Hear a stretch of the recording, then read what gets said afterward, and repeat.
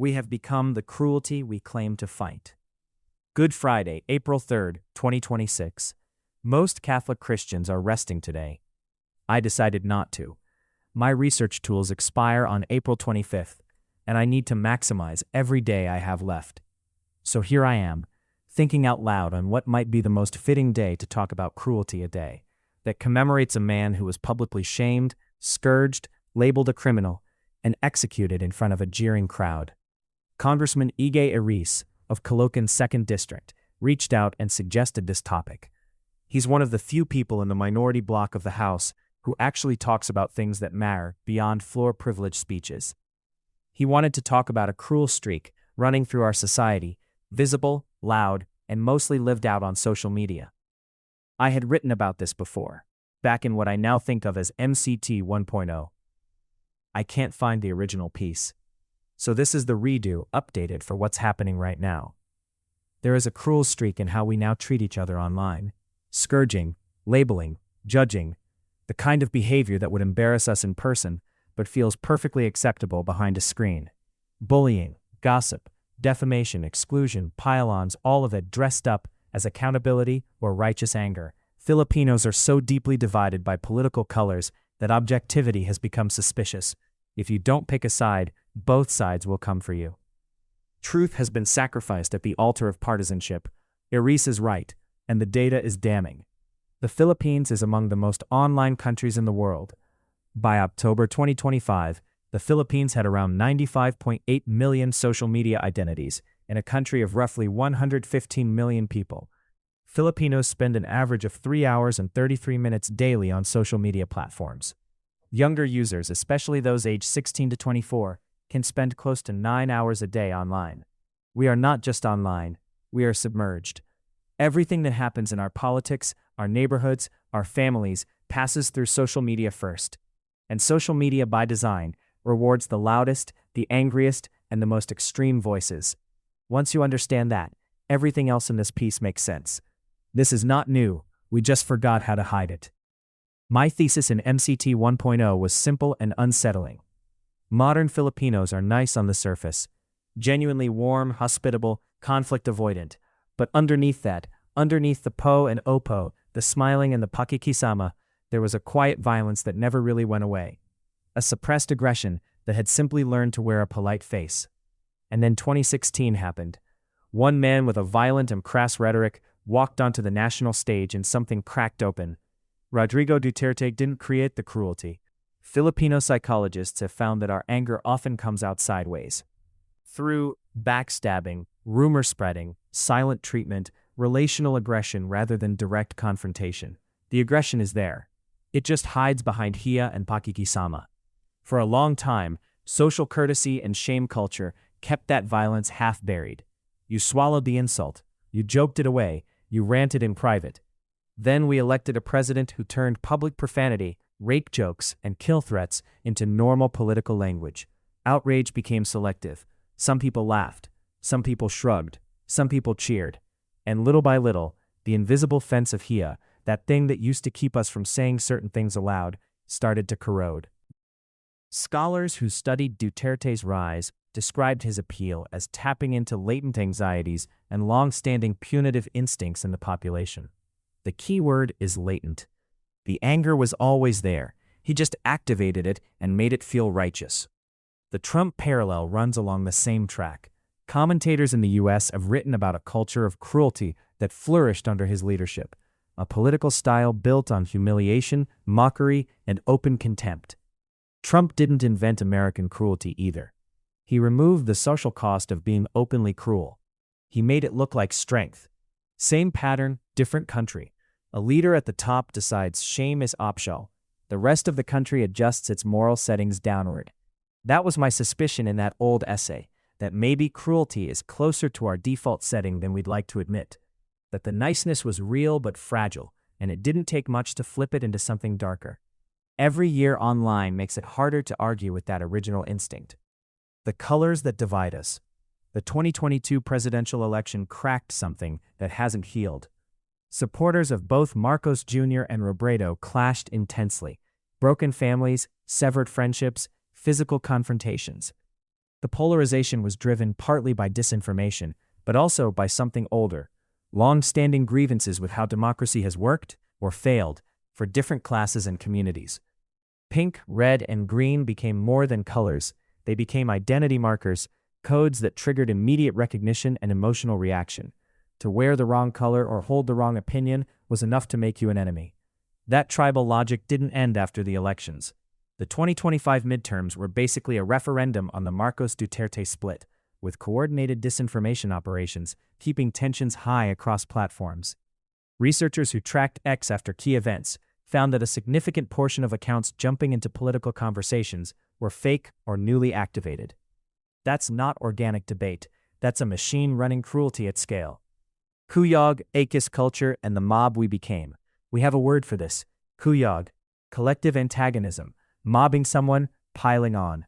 It starts in private chats, then becomes tagging, then escalates into full public harassment. Studies show that more than 9 out of 10 Filipinos now act cautiously online, worried about backlash and cancellation. People keep quiet, even when they have something important to say, because they are afraid of being the next target. Around 4 in 10 say the punishment of cancellation often becomes more serious than the original offense. The Kuyog becomes a performance. People pile on not because they really care, but because it feels good to be on the right side of the mob. In extreme cases, this spills into red tagging, branding activists, indigenous leaders, and community organizers as communist or terrorist threats without evidence. Human rights bodies and the courts have warned that red tagging threatens the right to life, liberty, and security. Armed forces units and aligned pages have been caught posting materials doing exactly that.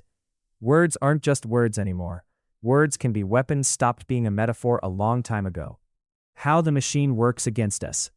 None of this is entirely spontaneous.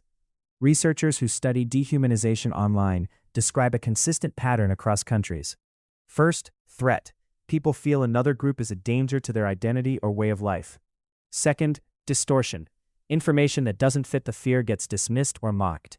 Third, rigidification. Positions harden until change feels like betrayal. That is exactly how our political discourse looks now, and it was built deliberately. Under Duterte, disinformation became part of the operating system.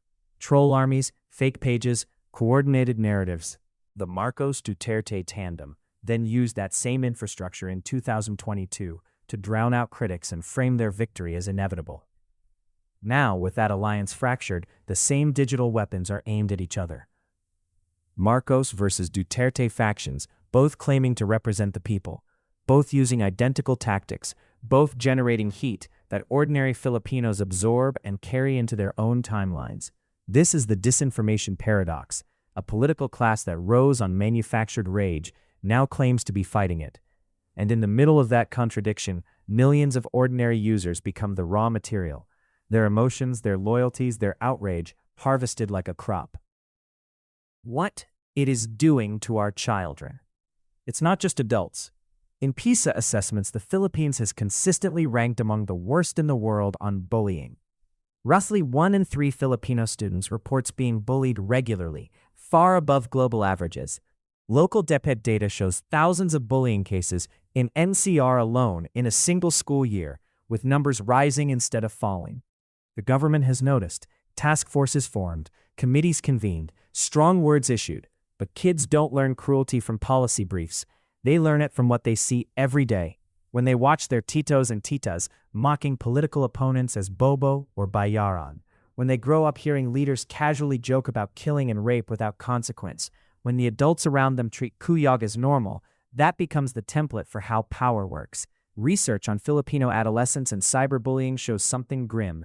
Many of those who bully are also victims. The cycle feeds itself. You hurt others because you've been hurt, because you think that's what surviving looks like, because you don't want to be the next target. We are raising a generation that has learned from us that the safest way to exist online is to either disappear or attack first. The energy that should have saved us is killing us. What scares me most is not just the cruelty, it's the sheer energy behind it. Filipinos are not apathetic. We are the opposite, hyper-engaged, over-invested, always ready to argue, always ready to defend our camp, our idol, our color. We will spend hours fighting strangers in the comments, sharing call-out posts, joining live streams to defend the truth. But look closely at where that energy actually goes. We will tear apart a random private citizen over one screenshot. We will drag a minor over a careless TikTok. We will flood a comment section because someone criticized our preferred politician. Yet when the Commission on Audit releases another report on billions lost to corruption, when climate disasters hit the same communities again and again, when workers beg for a humane transition, the rage is softer, the posts fewer, the attention span shorter. Our anger is loudest where it is safest and least useful. We have a nation's worth of power bottled up in people who feel deeply and care intensely, but the system has trained us to spend that power on each other, instead of on the structures that actually keep us poor, ignorant, and exhausted. The troll farms understand this. The political strategists understand this. They don't have to convince us to be cruel. They just have to point us in the wrong direction and get out of the way. So we end up with a vicious, misdirected, and ultimately useless energy, a national strength turned inward like a weapon, the same fire that could have forced better schools, cleaner elections, working hospitals, and real accountability is being used to burn fellow citizens to the ground over partisan loyalty and manufactured scandals. The country doesn't collapse because nobody cared. It collapses because people cared so intensely about the wrong battles that there was nothing left for the ones that mattered. The Good Friday question. Today is Good Friday, a day that at its core is about what happens when a crowd decides it has the right to destroy someone. The crowd didn't need proof. They had momentum, they had numbers, they had tribal leaders pointing fingers. The scourging, the labeling, the public humiliation all felt righteous to the people doing it. They were sure they were on the right side. I'm not making this a religious argument. I'm making a cultural one. Congressman Arise is right to name this cruel streak. It takes some courage to raise a moral question in the middle of a political career, when the tribal logic of social media would rather you just pick a side and start throwing stones. The cruelty he's describing isn't a fringe problem. It lives in our comment sections. It lives in our group chats. It lives in the way we talk about our political opponents, not as people we disagree with, but as enemies who deserve to suffer. Mahirap, nakakapagod. But it has to be named. Where do we even start? I don't have clean answers. Anyone who tells you they do is probably selling something. It starts with recognizing that we have outsourced our moral judgment to the algorithm, that the people running the troll farms and the disinformation networks on all sides of this divide are counting on us to keep scourging each other so we don't look up long enough to ask, who built the cross? Digital rights advocates keep pushing for laws that protect free expression while addressing hate and harassment online. That's necessary. That's government work. But the government cannot fix what happens inside us. The instinct to mob, to cancel, to label, to exclude people who chose the wrong political color. That part is on us. It is Good Friday. The image at the center of this day is a man who was scourged in public, labeled a criminal, mocked, and abandoned by people who are afraid of the crowd. We know how the story ends.